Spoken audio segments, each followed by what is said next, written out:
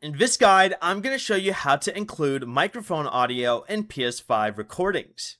This is Miguel from Just Boz, and before we get into this guide, make sure to like the video and subscribe to the channel with all notifications on for more content like this. It really does help out the channel and we'd greatly appreciate it. If you have any questions, just ask them down in the comment section below. I'm going to be doing my best to reply to every single comment down there.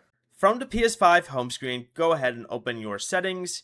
Then scroll all the way to the bottom and go to Captures and Broadcasts. Then go ahead and select Captures and select Video Clip Format. Scroll down and select the option that says Include Your Mic's Audio and make sure this is turned on.